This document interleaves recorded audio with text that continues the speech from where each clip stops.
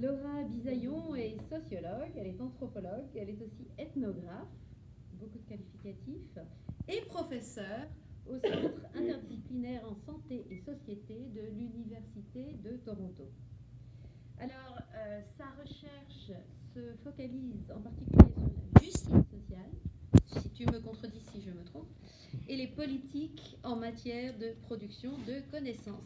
Donc, elle s'intéresse aux problèmes qui se manifestent au quotidien chez les personnes vivant dans des conditions particulièrement difficiles et en particulier les personnes issues de la migration, n'est-ce pas ? Donc le travail de Laura, elle m'a demandé de le dire, est essentiellement interdisciplinaire. Oui. Et je pense que c'est particulièrement intéressant parce que ça recoupe beaucoup de nos travaux au CREFO.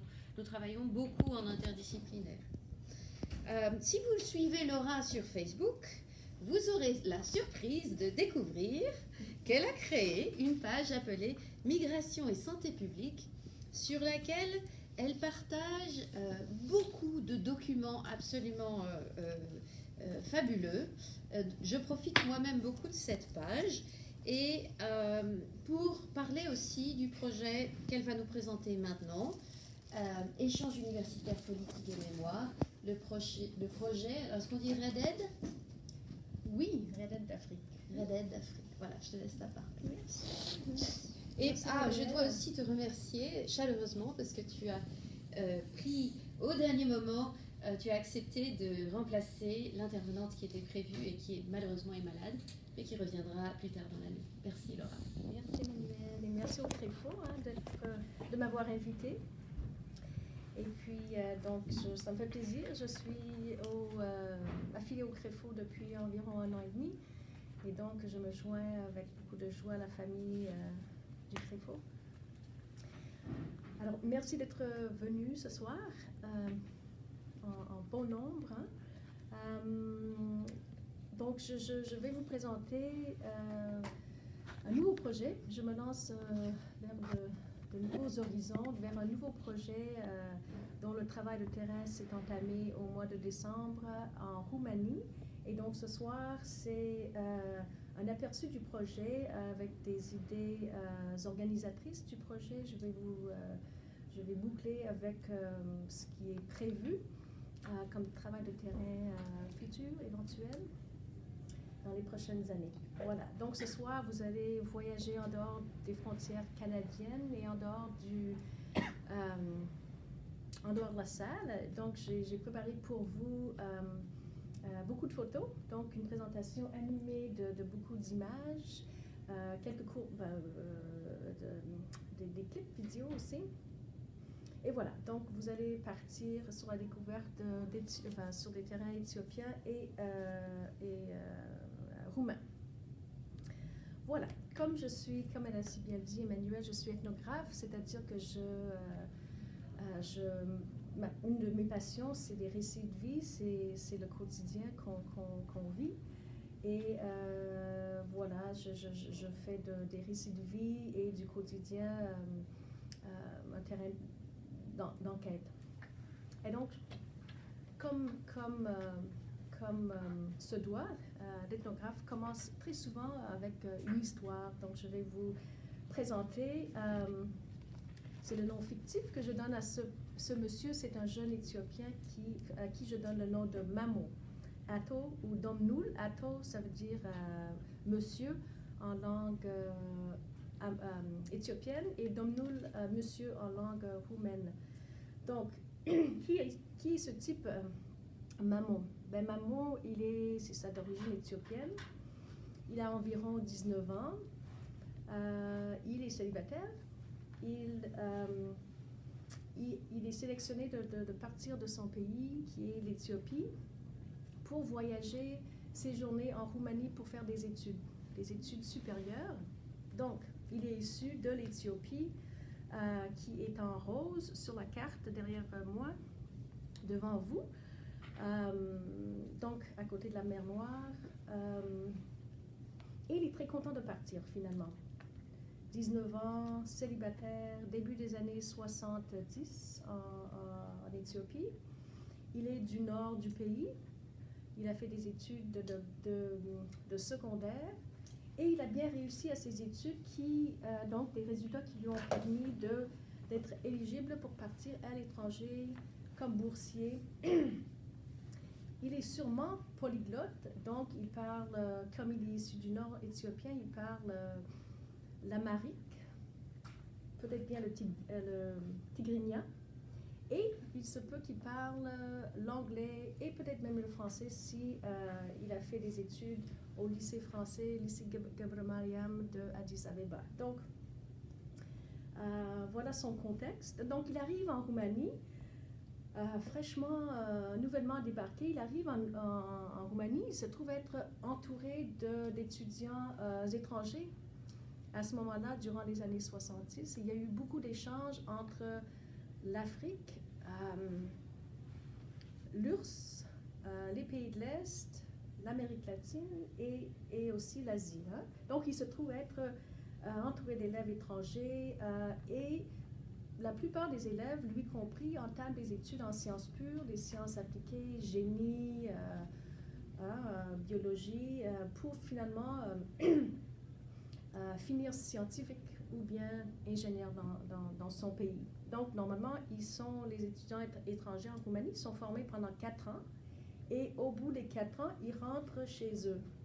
Donc, ils quittent la Roumanie et ils s'en vont chez eux. Donc, les ambitions de ce jeune Mamo, c'est pas forcément de rester en Roumanie, mais plutôt de rentrer au pays. Tous les étrangers qui étudient en Roumanie sont obligés d'étudier en langue roumaine. Hein? Donc, ce qui se passe pour les élèves étrangers, ils prennent un cours intensif, un cours de préparation de langue. Donc, ils apprennent le roumain pendant 1 année. Qu'on soit chinois, qu'on soit éthiopien, qu'on soit marocain. Et donc, à l'époque où Ato Mamo arrive en Roumanie, qu'est-ce qui se passe? Quel est le contexte dans lequel il se trouve? Eh bien, à Bucarest, quoique la ville-capitale n'a pas été la seule ville à recevoir des étudiants étrangers, beaucoup sont quand même restés à Bucarest, la ville-capitale. Donc, Bucarest, à ce moment-là, comme des villes moyennes, d'autres villes en Roumanie, sont en plein essor. On voit ici derrière moi le dirigeant, parmi que des hommes, hein, en costume, le Nicolae Ceausescu, qui embarque dans un projet qui dure environ 1 décennie, mais un projet très ambitieux sur les plans urbains, donc des plans d'urbanisme et d'architecture. Donc des vastes projets très ambitieux pour reconstruire et changer la ville. Changer le pays pour la transformer en pays moderne, industrialisé. Quoi. Donc des projets de construction, des réaménagements de la ville. On voit ici sur la petite carte, c'est des axes principaux, c'est des tronçons au centre-ville qui sont réaménagés et on fait construire beaucoup de grands immeubles. Donc on démolit, beaucoup de transformations, une période très énergique dans le passé roumain. Un énorme tremblement de terre en 1977 fait en sorte que des projets d'immobilier puissent vraiment s'élargir à travers la ville. Voilà, donc un contexte très dynamique. Donc la vie étudiante de ce jeune Mamo qu'on voit ici à droite, qui est une photo, je reviendrai sur la photo, mais c'est une vraie photo d'une vraie personne qui a étudié, qui est venue d'Éthiopie pour étudier en Roumanie. Donc, qu'est-ce qu'il trouve à Bucarest en tant que vie étudiante? Donc, des constructions nouvelles, des nouvelles cités universitaires, donc un contexte pour un jeune, hein, pour des jeunes qui sont en fin l'adolescence, début vingtaine, comme ça, mi-vingtaine, bon, une période de la vie très énergique, hein? Donc en CTU, cantine, où ils mangent ensemble, à la ville capitale et ailleurs. Et voilà. Donc, le contexte sociopolitique des années 70 et des années 80 en Roumanie et l'Éthiopie, qu'est-ce qui se passe au niveau du contexte sociopolitique? Bon, à l'échelle mondiale, nous sommes, depuis la Deuxième Guerre mondiale, on vit une période de guerre froide, hein? Donc à l'échelle mondiale, un découpage planétaire après la Deuxième Guerre mondiale en deux axes. Il y a une solidarité dite socialiste, où la Roumanie, la Russie, l'URSS et d'autres pays de l'Europe de l'Est appuient les mouvements de décolonisation, les mouvements indépendantistes en Afrique, en Asie et en Amérique latine aussi.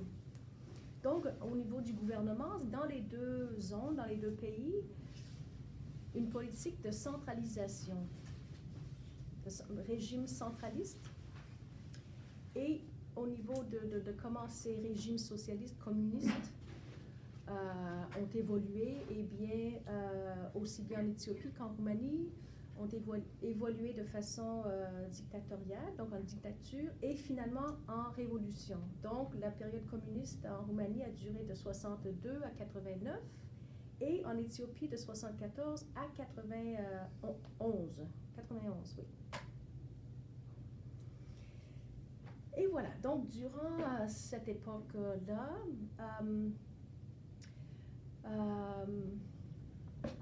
et sous le volet de la solidarité socialiste, on voit des échanges académiques, des échanges universitaires, des centaines de milliers de jeunes Africains partent étudier en Russie, ailleurs dans le monde, notamment dans les pays de l'Est et en Roumanie.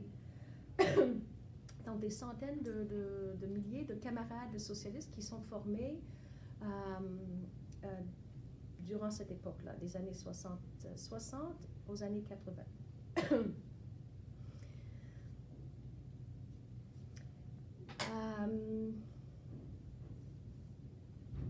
Voilà, ce qui a précédé ces échanges d'idées, de personnel, aussi bien du côté des étudiants que des membres des facultés, des études supérieures, c'est les visites officielles qui ont eu pour but de concrétiser des relations à plusieurs niveaux. Donc, on voit derrière moi, devant vous, les personnages, des personnages clés finalement dans l'évolution et les rapports entre les deux pays, la Roumanie et l'Éthiopie. Donc, en noir et blanc, on voit, et c'est une photo que j'ai prise au musée de l'Université de Bucarest en décembre, donc pour rendre hommage, qui rend hommage, cette affiche-là rend hommage aux personnes renommées, de grand renom, qui ont passé et qui ont été diplômés de l'Université de Bucarest, notamment le roi Haile Selassie, donc qui serre la main, c'est la photo avec Ceausescu, qui serre la main à Ceausescu au centre, au milieu. Beaucoup d'autres vedettes aussi qui sont affichées sur ces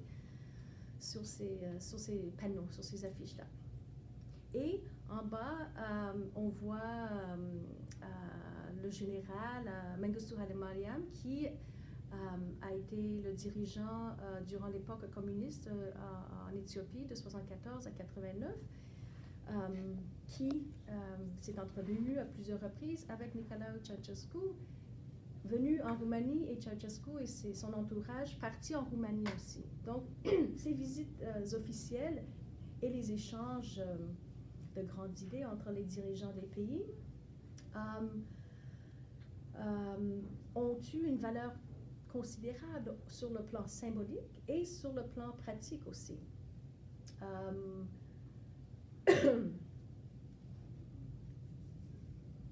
Et voilà. Donc, heureusement pour les archives, dans les pays de l'Est, ce qu'on peut dire, comme dans bien d'autres pays, il y a des archives qui sont quand même considérables, qui sont bien remplies, de bonnes informations et aussi dans le domaine public. On en trouve aussi des informations qui vont nous bien servir dans ce projet, qui servent à des chercheurs qui s'intéressent à ces sujets-là, notamment Radio Free Europe pour l'Est de l'Europe. Hein?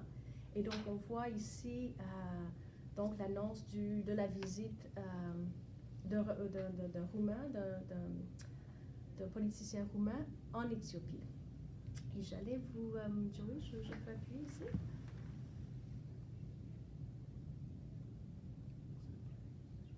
Oui. Juste vous montrer ce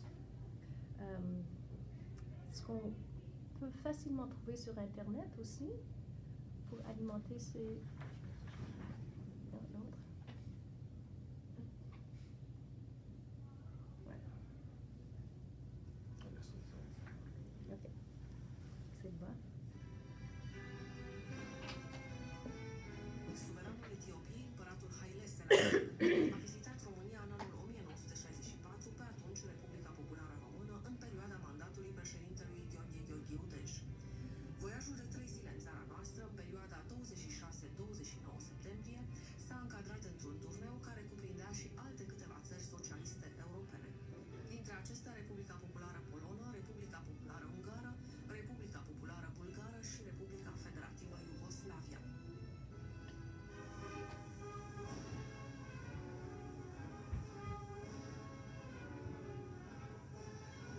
Et bon, ça vous donne une petite aperçu, une idée de ce que ça représente et ce que ça impliquait, les visites officielles. Donc, comme j'ai dit, une grande valeur quand même symbolique et pratico-pratique aussi. Merci, Joey.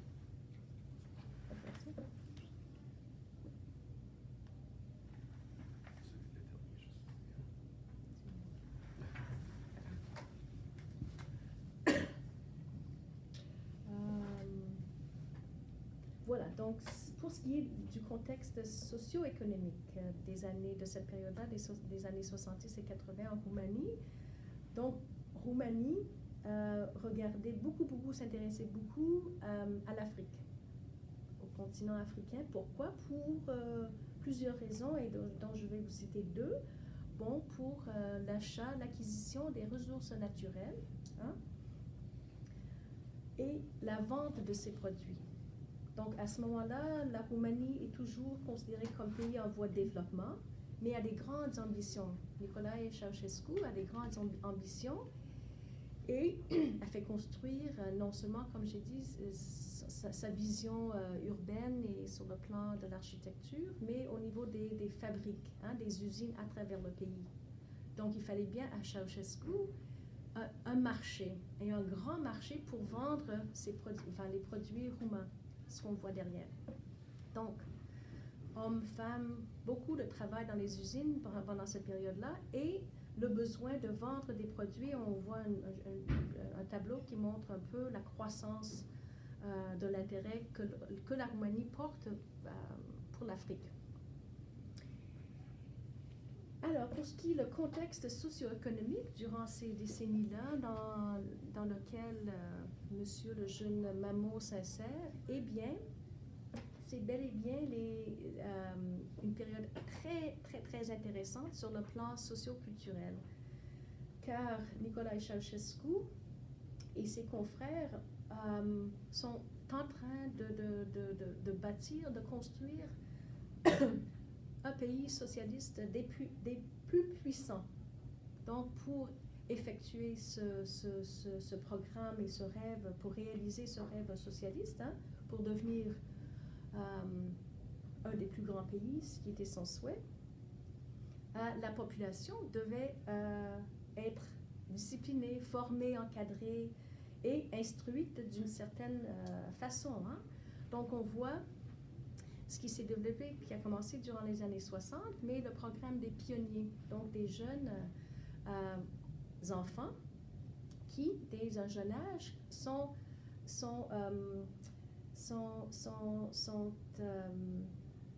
inscrits dans une programmation sociale qui dure jusqu'à l'adolescence, par exemple, avec des grades plutôt. Hein, on commence, les termes m'échappent, mais en tout cas, c'est le mouvement des pionniers. Donc, pour cultiver une population non seulement productive, mais très fière aussi, très nationaliste. Hein. Et un symbole très important de cette époque n'est nul autre que Nadia Comaneci. Hein? Et j'ai amené quelques livres que je consulte en ce moment. Je viens de finir ce livre. Bon, je vais le faire circuler parce que je l'aime beaucoup, beaucoup. C'est un livre qui a été fait par Lola Lafont, une Française, en 2015. Hein, c'est ça? Donc, qui reprend l'histoire de Nadia Comaneci selon la perspective de Nadia Comaneci. Très intéressant comme livre, et la façon dont elle est écrite, que le livre est écrit, est fascinant aussi parce que c'est basé sur les échanges avec Nadia, avec Madame Comaneci, qui maintenant vit aux États-Unis. Donc, l'image, disons, mondiale de la réussite du socialisme, du projet communiste en Roumanie, à cette époque, c'était Nadia Comaneci qui était mondialement connue suite aux Jeux olympiques de Montréal en 1976, hein, c'est ça. Donc, et voilà, le contexte socio-légal et socio-sanitaire durant cette époque-là, des années 70 et 80, est une période très chargée, très intéressante sur plusieurs plans, notamment pour ce qui est le projet démographique, le projet de l'organisation de la vie familiale, l'organisation de la société roumaine. Et donc, en 1966, les dirigeants roumains ont interdit l'avortement. Donc, interdiction de l'avortement qui a duré quand même plus de 20 ans est considérée comme une des stratégies démographiques les plus restrictives du 20e siècle. Hein. Donc, il y a eu le but de l'interdiction, le but de ce projet de pronatalisme, s'agissait en quoi? De faire croître la population roumaine, hein? de la faire bondir. Donc, il y a eu des effets démographiques très importants, notamment plusieurs générations d'enfants non voulus, la mortalité, une mortalité très forte de la femme, des avortements clandestins. D'autres conséquences, par exemple, le fait que la contraception orale était inaccessible, contrôle de grossesse en milieu de travail, notamment dans les bureaux, dans les usines aussi. Ce qui a fait chambarder, qui a changé vraiment de beaucoup les rapports intimes, hein, les rapports affectifs dans le couple. Il fallait que les personnes se marient déjà. Il y avait aussi des taxes. Donc, si on n'enfantait pas, donc il fallait payer à l'État une amende. Voilà. Donc, des effets qui ont été vécus dans les corps des uns et des autres, mais aussi, on peut comprendre un conflit de rôle professionnel, éthique, conflit de rôle pour les préposés de la santé aussi, de santé, hein, infirmiers, médecins, tout ça, qui devaient contrôler et être contrôlés aussi. Voilà, donc toujours est-il que les effets de ce décret se vivent toujours en Roumanie, et toujours est-il que c'est un sujet tabou, un sujet tabou en Roumanie. Donc, il y a deux excellents films. Donc, le deuxième, je vais vous faire un extrait, un film documentaire de 2005, et l'autre, un film qui a gagné un Palme d'Or à Cannes en 2007. Donc, juste un aperçu. Ce film-là, l'autre est disponible à la bibliothèque de UFT, pas disponible en ligne. Et celui-ci, oui, YouTube, qui est, c'est ça, un film documentaire d'une heure, voilà. Épouvantable comme film.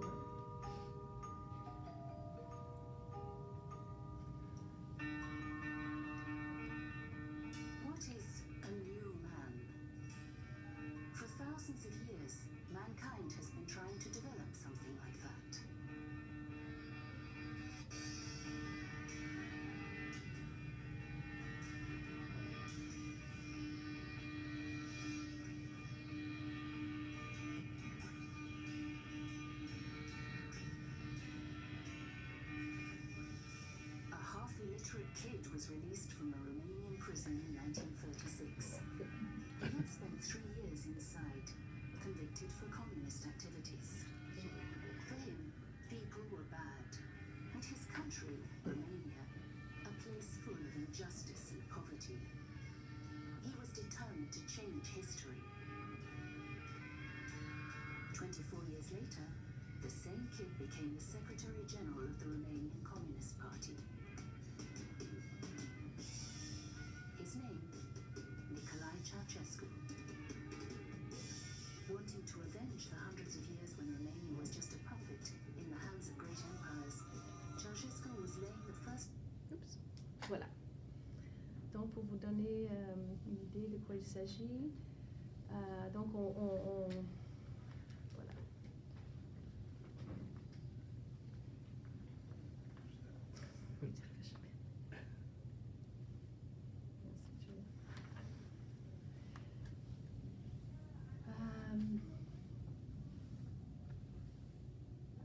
Voilà. Parfait. Donc, on arrive à notre enquête, notre étude, qui est, comme j'ai dit au début, qui est une étude qui est dans ses débuts, mais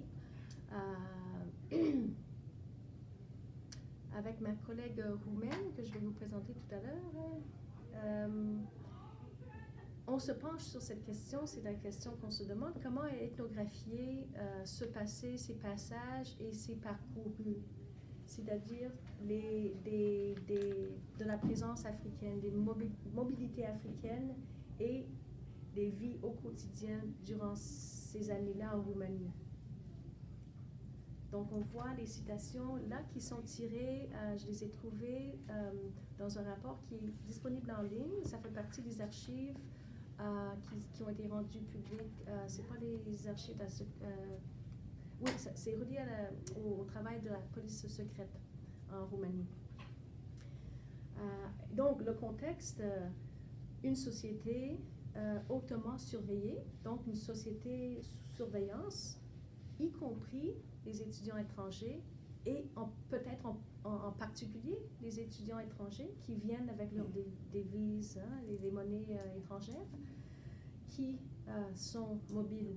À ce moment-là, les Roumains ont une interdiction, ils n'ont aucun passeport, interdiction de voyager à l'extérieur du pays, donc une certaine mobilité de la part des étudiants africains. Et l'État qui souhaite empêcher les unions, les accouplements, parlons même pas des mariages mixtes, mais des accouplements, des unions mixtes qui sont découragées, malgré la présence de populations étrangères venues d'Asie, Amérique latine, de l'Afrique, par exemple.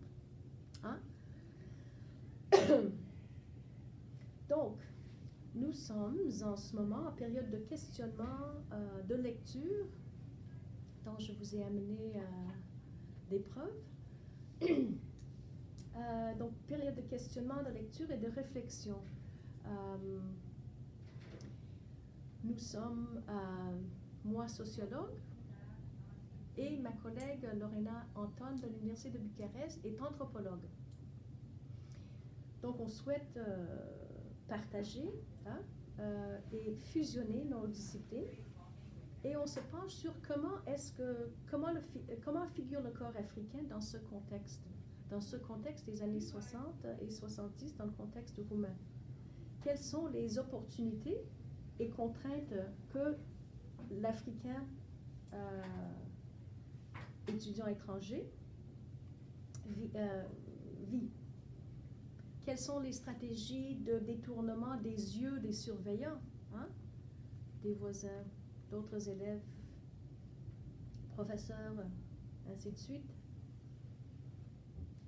Quelle est la composition et la pratique des vies affectives, des vies associatives et aussi des vies politiques? Parce que n'oublions pas que les étudiants étrangers sont venus étudier sous le chapeau du socialisme, de la solidarité socialiste.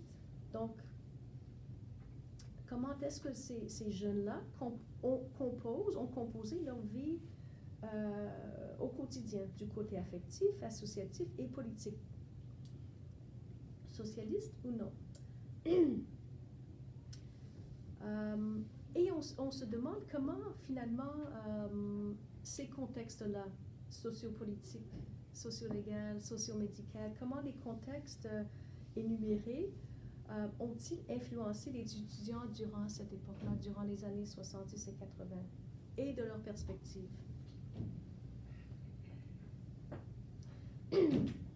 Et donc, il y a un bassin quand même de connaissances existantes. Il y a plusieurs personnes dans plusieurs coins du monde qui s'intéressent à ces sujets-là. Pas de la même façon que nous, mais quand même, il y a un corpus d'écrits, et j'en cite là deux. Donc, en France, des études et des conférences, des colloques des chercheurs qui travaillent sur ce qu'on dit les élites africaines, mais au masculin, c'est-à-dire les Africains qui sont partis de leur pays étudier dans divers pays, y compris la Roumanie, et qui sont repartis au pays. Mais on a suivi de près les parcours de vie des hommes et non des femmes. Et le deuxième travail, ici, représenté ici, je vais passer aussi, un travail qui lui a été fait par des chercheurs et des artistes dans le domaine de l'art visuel, l'histoire de l'art contemporain. Red Africa, Affective Communities and the Cold War.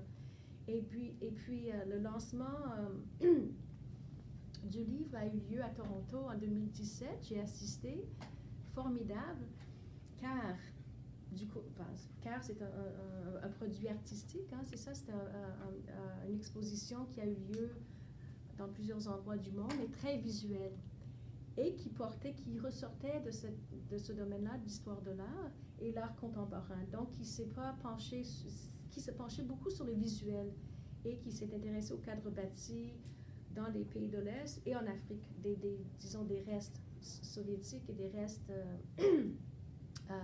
socialistes, sur l'architecture et sur le contexte urbain. Et non, disons, l'humain, ou pas d'une perspective ethnographique, du moins.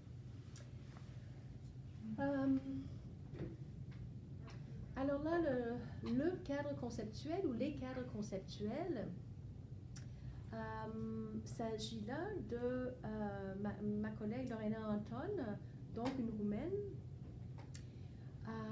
elle qui a fait son doctorat à Bordeaux en 2010, une personne très aimable, très intelligente,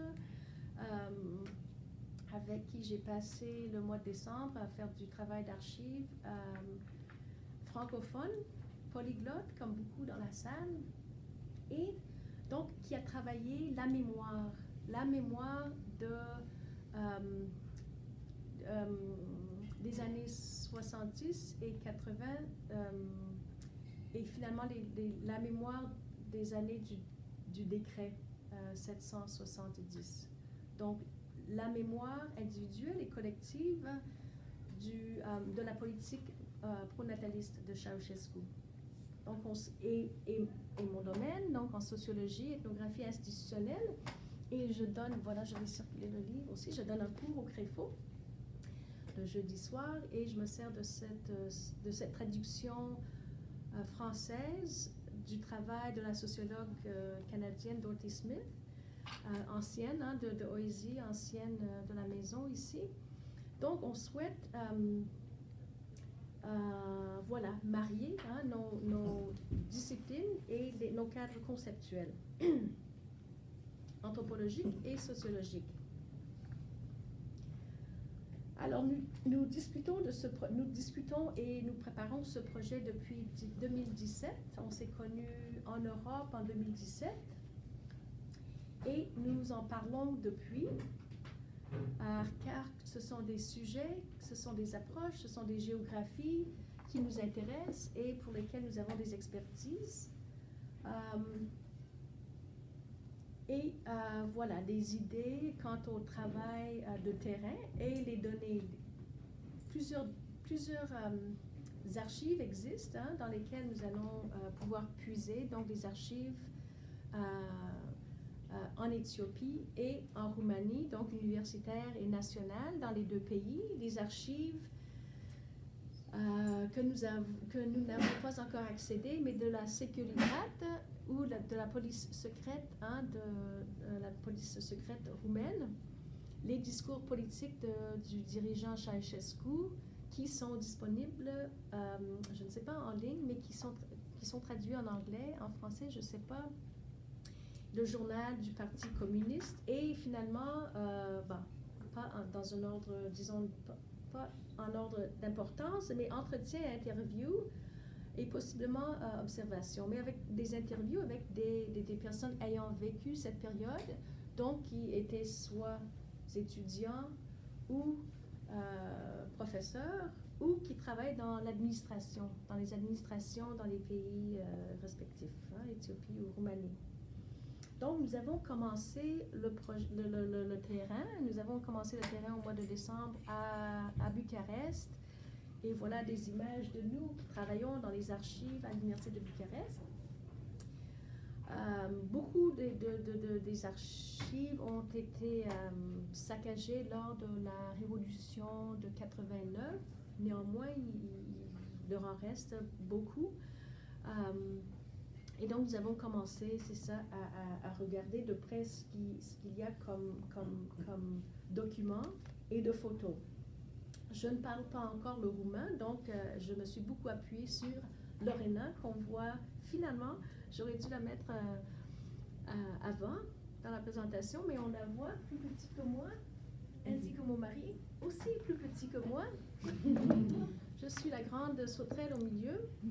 Et la très sympathique Elena Philippe, qui est archiviste et qui est directrice, archiviste au musée de l'Université de Bucarest, qui était très sympathique, surtout de voir venir un vrai gars du pays aussi, un Éthiopien, voilà, qui s'est intégré, qui nous a aidé à chercher. Donc on a fait du profilage racial à l'Université de Bucarest, c'est-à-dire qu'on cherchait justement la présence des personnes autres que roumaines, donc des personnes chinoises, indiennes, africaines, tout ça. Donc on s'est beaucoup amusé. Aussi, on a bien travaillé comme des petites souris et nous avons bien avancé, réalisé ce qu'on voulait réaliser.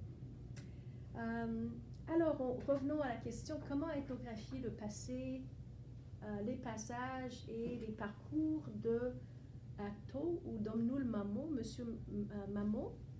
Et ici, on voit ce qui était très surprenant, parce que ces archives-là, comme vous voyez, il s'agissait de beaucoup de boîtes. C'était des cartons. Elena évidemment, elle maîtrise la collection. Pour nous, ça nous semblait tout peut-être un lieu de déménagement ou un lieu de reposage. Oui, il s'agit d'un lieu de reposage, mais c'est bien organisé. Lorsqu'on ouvre les cartons, tout ça, on découvre des collections de photos et de documents qui n'ont jamais été parcourus. C'est des biens qui ont été classés, mais pas encore parcourus. Donc, on a pu trouver justement, c'est une des photos, et curieusement, un monsieur qui ressemble beaucoup à mon mari lorsqu'il était jeune, ce qui était très étonnant. Donc, on peut supposer que c'est un Éthiopien du nord du pays et voilà, plus de ressemblance à sa tête de jeune homme, mais voilà, moins de cheveux et tout ça, mais on voit bien la présence, un autre Africain et justement un Africain d'Éthiopie, de l'Érythrée, peut-être même sommalien, mais voilà. Donc, c'est nous qui travaillons dans les archives.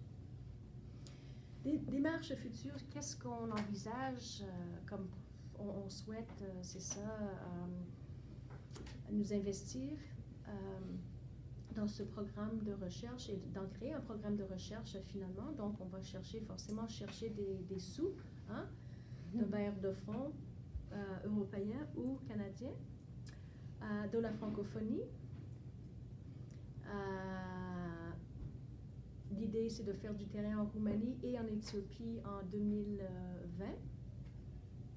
J'aurais avec de la chance, réussir à la permanence et ça serait donc l'année sabbatique. Hein. Donc, entamer ce nouveau beau projet. J'ai été invitée, comme j'ai mentionné, à l'Université de Bucarest pour un séjour. En fait, j'ai été, on m'a proposé un séjour de beaucoup plus long. Pour plusieurs raisons, j'ai dû rapetisser ou raccourcir le séjour, mais c'était un séjour et un financement de leur part, bon, parce qu'ils m'ont payé le billet d'avion, l'hébergement et tout ça. Donc, et j'étais visiting professor, un contexte très amical. Donc, j'aimerais tisser le lien, cultiver ce lien avec le CREFO. Donc, un mois en Roumanie, c'est ça, je pense que j'avais droit de séjour de 6 mois comme visiting professor, bon, ou peut-être plus. Donc, constituer une équipe pour travailler ce projet-là. Et j'ai 2 collègues qui sont dans la salle, donc Paulina Rousseau, qui est bibliothécaire à Scarborough, peut-être francophone? J'ai compris beaucoup, mais je ne parle pas très bien. Compréhensible. Donc, qui s'intéresse au projet et qui est disponible pour nous aider dans le projet. Et Ilia Makarov, qui est polyglotte. Ilia? Langue primaire, langue maternelle, c'est le russe, suivi de l'anglais et du danois, I think, hein, Ilia? Et puis, donc, voilà, j'aimerais, mon espoir, c'est que j'ai eu Ilia comme étudiant en premier cycle, un étudiant très éveillé, brillant, artistique, qui a très bien réussi et qui parvient à travailler très bien dans plusieurs langues. J'aimerais bien qu'il s'intègre au projet, donc c'est mon plug, c'est mon souhait. Et finalement, nous avons monté un panel scientifique voilà, qui aurait lieu en Pologne à la fin août. Et voilà, sur ce, je termine. Donc, ce n'est pas une liste de références pour ma présentation, plutôt des citations, mais je pourrais vous partager la présentation, il n'y a pas de problème. Donc, la mémoire de doctorat d'Elena, qui est disponible en ligne, qui est formidable. Je pense qu'elle a reçu des prix pour ce travail-là. Et d'autres écrits, et notamment la banque de données auquel j'ai fait référence, Radio Free Europe, mon Dieu, c'est vraiment un bijou et on trouve de tout, des trucs vraiment intéressants liés au projet et l'Europe de l'Est et cette période-là socialiste-communiste. Et en plus des pages que je maintiens pour les cours à Scarborough, en migration, en recherche qualitative, et la 3e, c'est mon cours sur les approches féministes. J'ai créé une 4e page et je vous invite à vous joindre. Ilia et Emmanuel et Paulina sont membres du Scholarly Socialism. Et là, c'est un recueil. En fait, je fais ça, c'est une page, disons que j'ai rendue privée. Comme je mets, donc, Select Group. Non, parce que, bon, c'est un lieu de partage. Et c'est aussi, c'est un recueil. Hein. Finalement, je trouve des articles intéressants, je les affiche là. Et lorsqu'on aura monté une équipe, ça va servir aussi d'archives virtuelles. Et voilà, donc des membres de beaucoup de l'Europe de l'Est. J'ai des collègues, j'ai découvert à travers ce projet des collègues, j'ai fait connaissance avec de nouvelles personnes, de nouveaux collègues en Hongrie et en République tchèque qui travaillent l'Europe de l'Est et la Corne d'Afrique, l'Éthiopie et l'Érythrée. Donc en ce moment, donc ça fait un bassin de chercheurs jeunes et dynamiques qui travaillent ces sujets. Donc je vous remercie, c'est tout.